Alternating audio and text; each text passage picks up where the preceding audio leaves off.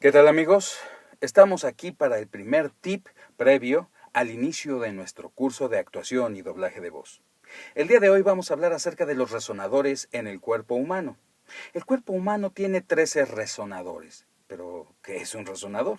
Un resonador es aquel lugar o aquel punto de nuestro cuerpo que a través de golpes de aire es capaz de crear un sonido diferente al de nuestra voz real o natural.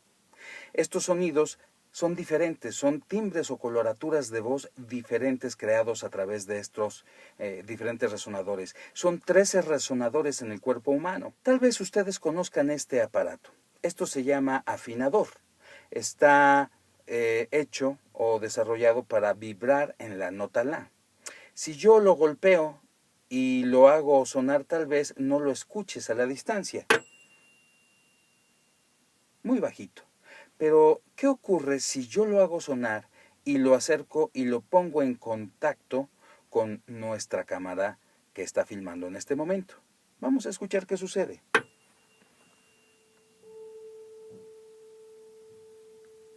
¿Pueden escucharlo? Bueno, ¿por qué sucede esto?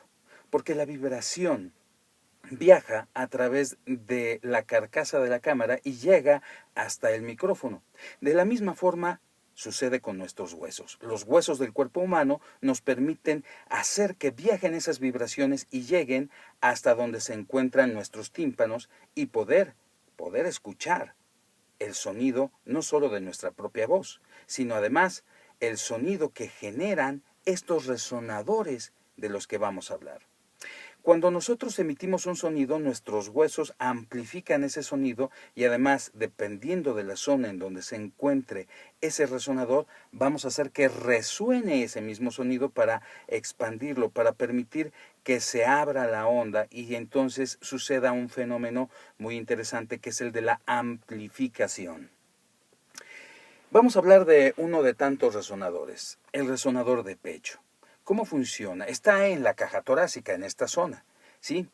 Nosotros tenemos una técnica para encenderlo que es de la que hablamos, o un poco de lo mucho que hablamos en estos cursos que damos, pero suena así.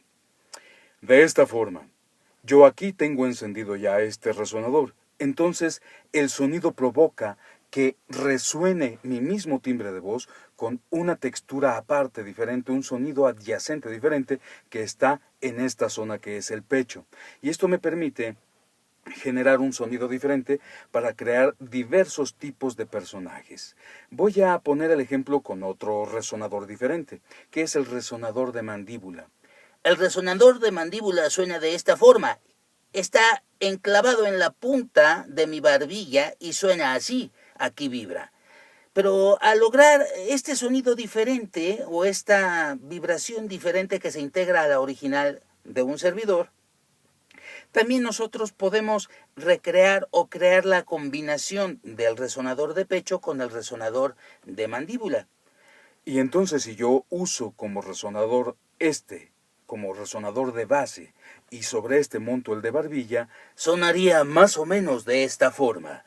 Tengo exactamente los dos prendidos, los dos sonidos encendidos y crean este efecto. Y sabes que estos resonadores los puedes trabajar en grave, en medio o en agudo, y entonces puedes generar diversos tipos de personajes. De esta forma puedes también combinar los 13 resonadores que te generan diversos tipos de coloraturas para crear personajes. Pero ojo, esto es muy importante.